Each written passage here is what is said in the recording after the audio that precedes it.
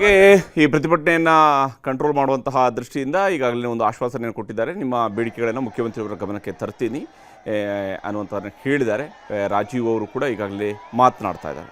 ಬಂದು ನಮ್ಮ ಮನವಿಯನ್ನು ಸ್ವೀಕಾರ ಮಾಡಬೇಕು ಅನ್ನುವಂಥದ್ದು ನಮ್ಮ ಬೇಡಿಕೆ ಇತ್ತು. ಡೆಪ್ಯೂಟಿ ಸೆಕ್ರೆಟರಿಯನ್ನ ಕಳಿಸ್ತೀನಿ ಅಂದ್ರು. ಆ ನಂತರ ಕಮಿಷನರ್ ಅವರು ಬಂದ್ರು.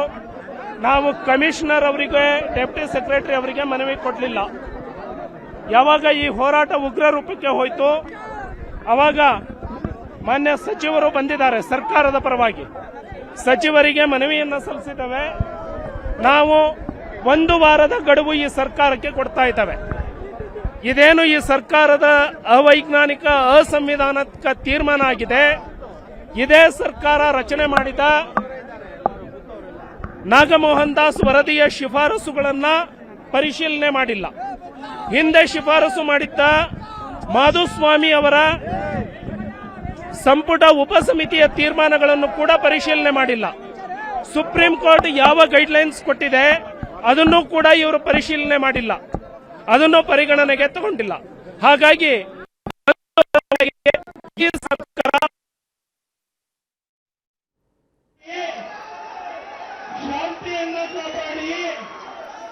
ಹೀಗೆ ಇಲ್ಲಿ ಹೋರಾಟವನ್ನು ನಡೆಸ್ತಾ ಇರುವಂಥವರು ಈ ಹಿಂದಿನ ವರದಿಗಳನ್ನು ಸರ್ಕಾರ ಪರಿಶೀಲನೆಯನ್ನು ಮಾಡಿಲ್ಲ ಮತ್ತು ವಿಶೇಷವಾಗಿ ತಾವೇ ರಚನೆ ಮಾಡಿದಂತಹ ನಾಗಮೋಹನ್ ದಾಸ್ ಸಮಿತಿಯ ವರದಿಯನ್ನು ಕೂಡ ಪರಿಶೀಲನೆ ಮಾಡಿಲ್ಲ ಅನ್ನುವಂತಹ ಆಕ್ರೋಶವನ್ನು ವ್ಯಕ್ತಪಡಿಸಿದ್ದಾರೆ.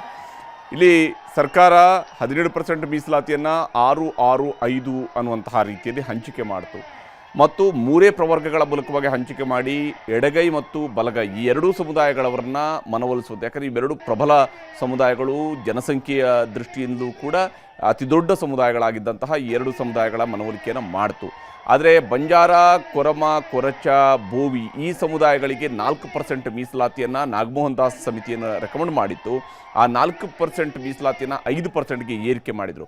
5% ಏರಿಕೆಯ ಜೊತೆಗೇ ಅಲೆಮಾರಿ ಸಮುದಾಯಗಳನ್ನು ಈ 5% ಜೊತೆಗೆ ಸೇರಿಸಲಾಗಿತ್ತು. ಈಗ ಸರ್ಕಾರಕ್ಕೆ 1 ವಾರದ ಗಡುವನ್ನು ಪಿ ರಾಜೀವ್ ಅವರು ನೀಡಿದ್ದಾರೆ. ಒಳ ಮೀಸಲಾತಿ ಪರಿಶೀಲನೆಗೆ ಡೆಡ್ಲೈನನ್ನು ಕೊಟ್ಟಿದ್ದಾರೆ. 1 ವಾರದಲ್ಲಿ ನೀವು ಕ್ರಮವನ್ನು ಕೈಗೊಳ್ಳಬೇಕು ಅಂತ ಹೇಳಿದ್ದಾರೆ. ನಾಗಮೋಹನ್ ದಾಸ್ ಶಿಫಾರಸನ್ನು ಕೂಡ ಪರಿಗಣಿಸಬೇಕು ಅಂತ ಹೇಳಿದ್ದಾರೆ. ಯಾಕಂದರೆ ಈಗಾಗಲೇ ನಾಗಮೋಹನ್ ದಾಸ್ ಸಮಿತಿ ಪ್ರವರ್ಗ ABCDE ಅನ್ನುವಂತಹ 5 ಪ್ರವರ್ಗಗಳನ್ನು ಮಾಡಿತು. ಅದರಲ್ಲಿ ಆದಿ ದ್ರಾವಿಡ, ಆದಿ ಆಂಧ್ರ, ಆದಿ ಕರ್ನಾಟಕ ಅಂತ ಹೇಳುವಂಥ ಒಂದು ಪ್ರತ್ಯೇಕ ವರ್ಗೀಕರಣ ಕೂಡ ಆಯಿತು. ಆದರೆ ಆದಿ ದ್ರಾವಿಡ, ಆದಿ ಆಂಧ್ರ, ಆದಿ ಕರ್ನಾಟಕವನ್ನು ಸರ್ಕಾರ ಏನು ಬಲಗೈ ಸಮುದಾಯದವ್ರ ಜೊತೆ ಸೇರಿಸಿ 5% ರೆಕಮೆಂಡ್ ಮಾಡಿದಂತಹ ಬಲಗೈ ಸಮುದಾಯದ ಮೀಸಲಾತಿಯನ್ನು 6%ಗೆ ಹೆಚ್ಚಳ ಮಾಡಿತು. ಎಡಗೈ ಸಮುದಾಯಕ್ಕೂ ಕೂಡ 6% ಮೀಸಲಾತಿಯನ್ನು ಮಾದಿಗ ಜಾತಿ ಸೇರಿದಂತೆ ಇತರೆ ಜಾತಿಗಳನ್ನು ಒಳಗೊಂಡಿರ್ತಕ್ಕಂತಹ ಎಡಗೈ ಸಮುದಾಯಕ್ಕೆ 6% ಮೀಸಲಾತಿಯನ್ನು ಅವರ ಜನಸಂಖ್ಯೆಗೆ ಅನುಗುಣವಾಗಿ ರೆಕಮೆಂಡ್ ಮಾಡಿತು. ಅದು ನಾಗಮೋಹನ್ ದಾಸ್ ಕಮಿಟಿಯ ರೆಕಮೆಂಡ್ನ ಪ್ರಕಾರವಾಗಿ ಎಕ್ಸಾಕ್ಟ್ ಆಗಿರುವಂತಹ ರೆಕಮೆಂಡೇಷನ್ನ ಪ್ರಕಾರವಾಗಿ ಆಗಿರ್ತಕ್ಕಂಥ ಏಕೈಕ ಹಂಚಿಕೆ ಅದಾಗಿತ್ತು. ಉಳಿದಂತೆ ಏನು ಅಲೆಮಾರಿ ಸಮುದಾಯಗಳಿಗೆ ಪ್ರತ್ಯೇಕವಾದಂಥ 1% ಇತ್ತು. ಆ 1%ಅನ್ನು ಅವರು ಸರ್ಕಾರದವರು ಸ್ಪೃಶ್ಯ ಜಾತಿಗಳಾಗಿರ್ತಕ್ಕಂತಹ ಬೋವಿ ಹಾಗೆಯೇ ಬಂಜಾರ ಮತ್ತು ಕೊರಮ, ಕೊರಚ ಈ ಸಮುದಾಯಗಳನ್ನು ಒಳಗೊಂಡಿರತಕ್ಕಂತಹ ಪ್ರವರ್ಗದ ಜೊತೆಗೆ ಸೇರಿಸಿ ಅವರ ಜೊತೆಗೆ ಈ 59 ಜಾತಿಗಳನ್ನು ಕೂಡ ಸೇರಿಸಲಾಗಿತ್ತು. ಆದರೆ ಅಲೆಮಾರಿಗಳು ನಡೆಸಿರುವಂತಹ ಹೋರಾಟಕ್ಕೆ ಯಾವುದೇ ರೀತಿಯಾದಂತಹ ಸ್ಪಂದನೆ ಅಂದರೆ ದೊಡ್ಡ ಮಟ್ಟದ ಅದರ ಬಗ್ಗೆ ಬಹಳಷ್ಟು ಚರ್ಚೆ ನಡೆದಿದ್ದಾವೆ. ಸಾಮಾಜಿಕವಾಗಿ ಅದರ ಬಗ್ಗೆ ಚರ್ಚೆಗಳು ನಡೀತಾ ಇದ್ವು. ಈಗ ನಮ್ಮ ಜೊತೆಗೆ ಹೊಳಲ್ಕೆರೆ ಶಾಸಕರಾಗಿರುವಂತಹ ಚಂದ್ರಪ್ಪ ಅವರು ಸಂಪರ್ಕದಲ್ಲಿದ್ದಾರೆ. ಚಂದ್ರಪ್ಪ ಅವರೇ, ಇವತ್ತು ಹೋರಾಟವನ್ನು ನಡೆಸ್ತಾ ಇದ್ರಿ. ಬೋವಿ ಸಮುದಾಯದ ಕಡೆಯಿಂದ ಯಾವ ಡಿಮ್ಯಾಂಡ್ ಬಹಳ ಮುಖ್ಯವಾಗಿರುವಂಥದ್ದು ಇಲ್ಲಿ? ನಮ್ದು ಬೋವಿ ಸಮಾಜದ ಒಂದೇ ಡಿಮ್ಯಾಂಡ್ ಅಲ್ಲ ಸರ್.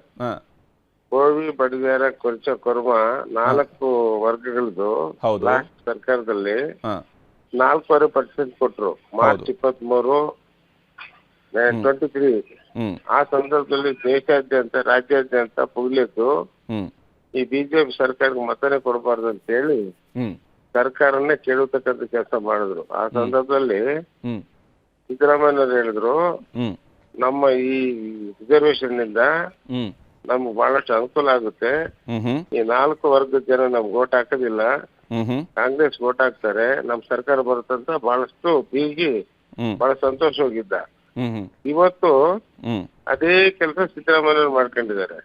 ಈ 4 ವರ್ಗಗಳು ಎದುರಾಕಣ ಜೊತೆಗೆ 59 ಏನು ಅಲೆಮಾರಿ ಸಮಾಜದವರಿದ್ರು ಹ್ಮ್ ಹ್ಮ್ ಅವ್ರಿಗೂ ಕೂಡ ಅನ್ಯಾಯ ಮಾಡಿ, ಹ್ಮ್ ಹ್ಮ್ ಈ 4 ವರ್ಗದ ಜೊತೆಗೆ ಅವ್ರಿಗೂ ಅನ್ಯಾಯ ಮಾಡಿ 63 ಕಮ್ಯುನಿಟಿಗಳನ್ನ ಎದುರಾಕೊಂಡಿರ್ತಕ್ಕಂಥ ಸಿದ್ದರಾಮಯ್ಯ ಇವತ್ತು ಹ್ಮ್ ಅವತ್ತು 4.5% ಈ 4 ವರ್ಗಕ್ಕೆ ಕೊಟ್ಟು ಹ್ಮ್ ಹ್ಮ್ 1% ಅಲೆಮಾರಿಗೆ ಕೊಟ್ಟಿದ್ರು.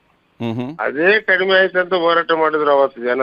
ಹ್ಮ್ ಇವತ್ತು ಇವ್ರನ್ನು ಅವ್ರನ್ನೆಲ್ಲ ಸೇರಿ 5% ಗಿಳಿಸಿರ್ತಕ್ಕಂಥ ಎಷ್ಟು ಮಟ್ಟಿಗೆ ಸರಿ ಸಿದ್ದರಾಮಯ್ಯಂದು. ಹ್ಮ್ ಯಾವತ್ತೂ ಕೂಡ ಈ ವರ್ಗಗಳು ಎದುರಾಕೊಂಡ್ರೆ ಯಾವ ಸರ್ಕಾರನೂ ಕೂಡ ಉಳಿಯೋದಿಲ್ಲ. ಹ್ಮ್ ಅದನ್ನ ಮನಗಂಡು ಇವತ್ತು ನಮ್ಮ ಇಡೀ ರಾಜ್ಯದಲ್ಲಿ ಇರ್ತಕ್ಕಂಥ ಮೂಲೆಯಿಂದ ಜನ ಬಂದಿದೆ. ವಾಲಂಟ್ರಿಗೆ ಯಾರು ಕೂಡ ಕರೆದಿಲ್ಲ, ಮಾಡಿಲ್ಲ. ಹ್ಮ್ ಒಂದೇ ಒಂದು ಕರೆ ಕೊಟ್ಟಿದ್ದಕ್ಕೆ ಸುಮಾರು 3 ಲಕ್ಷ ಜನ ಹ್ಮ್ ಇವತ್ತು ಸೇರಿದ್ರು. ಇದ್ರ ಪ್ರತಿಫಲ ಸಿದ್ದರಾಮಯ್ಯವ್ರಿಗೆ ಆಗುತ್ತೆ. ಇದನ್ನ ಈ 4 ವರ್ಗದ ಜೊತೆಗೆ 59% ಏನು ಅಲೆಮಾರಿಗಳಿದ್ದಾರೆ ಹ್ಮ್ ಹ್ಮ್ ಅವ್ರಿಗೂ 1% ಕೊಡ್ಬೇಕು. ಹ್ಮ್ ಹ್ಮ್ ನಮ್ಗೆ ಏನ್ 5% ಕೊಡ್ಬೇಕು, 4 ವರ್ಗಕ್ಕೆ 5% ಕೊಡ್ಬೇಕು ಅನ್ನೋದು ನಮ್ಗೆ ಒತ್ತಾಯ.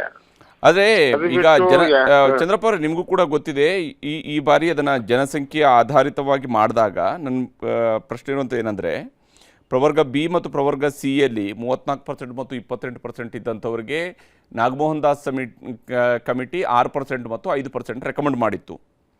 ಅದು ತಮಗೂ ಕೂಡ ಗೊತ್ತಿದೆ. ತಾವು ಹೇಳುವಂಥ ಪ್ರವರ್ಗ ಡಿ ಯಲ್ಲಿ ನಾಗಮೋಹನ್ ದಾಸ್ ಅವರ ರೆಕಮೆಂಡೇಶನ್ ಪ್ರಕಾರ ಬರುವಂತಹ ಪ್ರವರ್ಗ ಡಿ ಯಲ್ಲಿ ಬರ್ತಕ್ಕಂತಹ ಸಮುದಾಯಗಳವ್ರದ್ದು ಒಟ್ಟು ಶೇಕಡಾವಾರು 26.97, ಆಲ್ಮೋಸ್ಟ್ 27% ಜನಸಂಖ್ಯೆ ಇರುವಂಥದ್ದು. ಅದಕ್ಕೆ 4%ನ ರೆಕಮೆಂಡೇಶನನ್ನು ಆ ಕಮಿಟಿ ಮಾಡಿತ್ತು. ಹಿಂದೆ 4.5%ನ್ನು ಮಾಧುಸ್ವಾಮಿ ಸಮಿತಿ, ಸಂಪುಟ ಉಪಸಮಿತಿ ನಿರ್ಧಾರ ಕೈಗೊಂಡಿತ್ತು. ಈಗ ನಿರ್ಧಾರ ಮಾಡಿದ ಕ್ಯಾಬಿನೆಟ್ ತೀರ್ಮಾನ ಮಾಡಿದ್ರು. ಹೌದೌದು, ಅದು ನಿರ್ಧಾರ ಮಾಡಿತು, ಕ್ಯಾಬಿನೆಟ್ ಅಲ್ಲಿ ತೀರ್ಮಾನ ಮಾಡಿತು. ಕ್ಯಾಬಿನೆಟ್ ಅನೌನ್ಸ್ ಆದಮೇಲೆ ಶಿಕಾರಿಪುರದಲ್ಲಿ ಮೊದಲ ಹೋರಾಟ ಶುರುವಾಯಿತು. ಅದು ಕೂಡ ನಡೆದಿದೆ. ಕಳೆದ ಚುನಾವಣೆಯ ಸಂದರ್ಭದಲ್ಲಿ, ಚುನಾವಣೆ ಪೂರ್ವದಲ್ಲಿ ನಡೆದಿದೆ. ನೀವು ರೈಟ್ಲಿ ಹೇಳಿದ್ರಿ ಹೇಗೆ ಇದು ನಿಮಗೆ ಹೊಡೆತ ಬೀಳುತ್ತೆ ಅನ್ನೋದ್ರ ಬಗ್ಗೆ ನಿಮಗೆ ಆತಂಕ ಇತ್ತು. ಅದು ನಡೆದಿತ್ತು ಕೂಡ ಬಿಜೆಪಿಯ ವಿಚಾರದಲ್ಲಿ. ಈಗ 5%ನ ಮೇಂಟೈನ್ ಮಾಡಬೇಕು ಅಂತ ತಾವು ಕೇಳ್ತಾ ಇರೋದಾ, ಅಥವಾ ಅದನ್ನ 4.5% ಕೊಟ್ಟು 4.5% ಕೊಟ್ಟಿದ್ರಲ್ಲ ಸರ್, 4.5%ಗೆ 5% 4 ವರ್ಗ ಕೊಡ್ಲಿ. 1% ಅಲೆಮಾರಿಗೆ ಏನ್ ಇಟ್ಟಿದ್ರು ಹಿಂದೆ ನಾಗಮೋಹನ್ ದಾಸ್ ಅವರು ಇಟ್ಟಿದ್ದನ್ನು, ಮತ್ತೆ ಮಾಧುಸ್ವಾಮಿ ಕೂಡ 1% ಇಟ್ಟಿದ್ದನ್ನ ಅದನ್ನ ಹಾಗೆ ಉಳಿಸ್ಲಿ ಅನ್ನೋದು ನಮ್ಮ ಒತ್ತಾಯ. ಓಕೆ, 63 ಕಮ್ಯುನಿಟಿಗಳು ಸೇರಿಸಿ 5% ಕೊಡೋದು ಯಾವ ನ್ಯಾಯ? ಒಂದು ಸಮಾಜಕ್ಕೆ 6%, ಮತ್ತೊಂದು ಸಮಾಜಕ್ಕೆ 6% ಕೊಟ್ಟು 63 ಸಮಾಜಗಳಿಗೆ 5% ಕೊಡೋದು ಎಷ್ಟು ಮಟ್ಟಿಗೆ ನ್ಯಾಯ? ನೋಡೋ ಕಣ್ಣಿಗೆ ಯಾವ ತರ ಹೋಗುತ್ತೆ ಹೇಳಿ ಸರ್? ಅಲ್ಲ, ಅಲ್ಲೂ ಕೂಡ ಒಂದೇ ಜಾತಿ ಇರೋದಲ್ಲ ಚಂದ್ರಪ್ಪ ಅವರೇ, ಅಲ್ಲೂ ಕೂಡ ಹಲವಾರು ಜಾತಿ ಇಲ್ಲ. ನನಗೆ ಗೊತ್ತು ಅವ್ರು ಏನಂತ ಹೇಳಿದ್ರು. ಅವರು ಹೇಳ್ಬೇಕಾದ್ರೆ ಏನಂತ ಹೇಳಿದ್ರು, ಮಾದಿಗ ಅಂತ ಬರ್ಸಂತ ಅವ್ರು ಹೇಳ್ತಾರೆ. ಹೌದು, ನೀವು ನೋಡಿದೀರಾ? ಹೌದು. ಇವರು ವಲಯ ಬರ್ಸಂತ ಇವ್ರು ಹೇಳಿದ್ರು.